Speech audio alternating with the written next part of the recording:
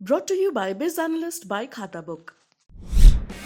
ना कंप्यूटर ना फाइल, अब टैली डेटा ऑन मोबाइल बिज एनालिस्ट के साथ।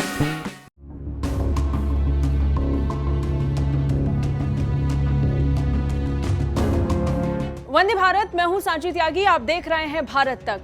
रूस के विदेश मंत्री सर्गेई लावरोव भारत दौरे पर पहुंच चुके हैं और इन सब के बीच में सबसे ज्यादा बौखलाहट अमेरिका में देखने को मिल रही है।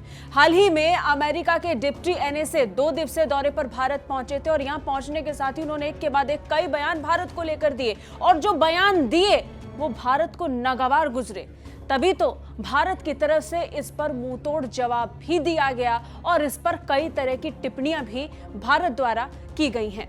लेकिन इन सब के बीच में सबसे बड़ी बात यह है कि अमेरिका इतना बौखलाया हुआ क्यों है? आखिर क्यों अमेरिका को रूस के विदेश मंत्री की भारत दौरे की ये यात्रा चुभ रही है?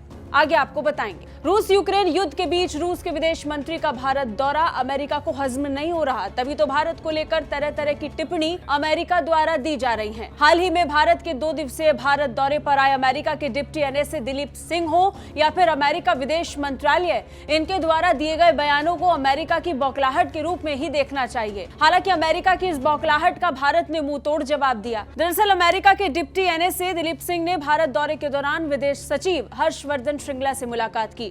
इस दौरान दिलीप सिंह ने कहा कि अमेरिका नहीं चाहेगा कि कोई भी देश रूस के केंद्रीय बैंकों के साथ वित्तीय लेन देन करे। डिप्टी एनएसए दिलीप सिंह ने अपने बयान में कहा, फिलहाल भारत का रूस से ऊर्जा आयात करना किसी भी तरह से अमेरिकी प्रतिबंधों का उल्लंघन नहीं है, लेकिन अमेरिका चाहेगा कि भारत गैर भरोसेमंद आपूर्तिकर्ता पर अपनी निर्भरता कम करने के तरीके खोज ले। हम ऐसा मैकेनिज्म नहीं देखना चाहते जो रूबल को आगे बढ़ाने या डॉलर आधारित फाइनेंशियल सिस्टम को कमजोर करने का काम करे। इसके जवाब में संयुक्त राष्ट्र में भारत के स्थायी प्रतिनिधि रहे सैयद अकबरुद्दीन ने ऐसे शब्दों का इस्तेमाल करने पर अमेरिका डिप्टी एनएसए की खूब आलोचना की। उन्होंने ट्वीट कर लिखा, तो ये हमारा दोस्त है, ये कूटनीति की भाषा नहीं है, ये जबरदस्ती की भाषा है। कोई इस युवक को बताए कि एक तरफा दंडात्मक प्रतिबंध अंतर्राष्ट्रीय कानून का उल्लंघन है। बता दें, ये बयान ऐसे वक्त पर आए हैं जब रूस के विदेश मंत्री भारत दौरे पर हैं। हालांकि इन सब के बीच में अमेरिका के डिप्टी एनएसए को विदेश मंत्री डॉक्टर एस जयशंकर का ये बयान सुन लेना चाहिए। ये इसलिए जरूरी है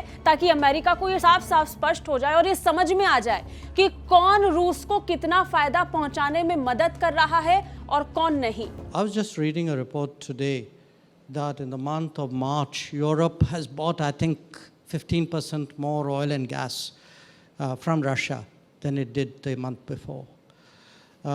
If you look at the major buyers of oil and gas from Russia, I think you'd find most of them are in Europe. We ourselves get the bulk of our energy supplies from the Middle East, about 7.5%, 8% of our oil from the US.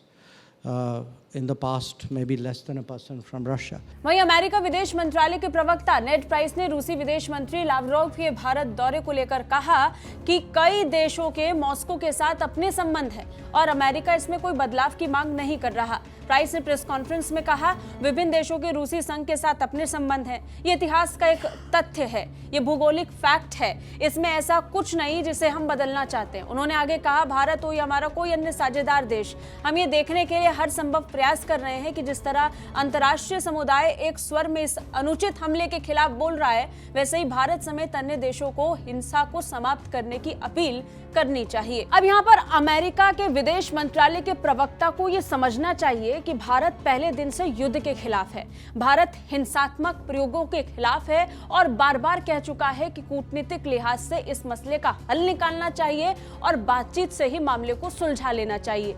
फिर ऐसा क्यों उन्हें लग रहा है कि इस युद्ध के खिलाफ भारत नहीं है?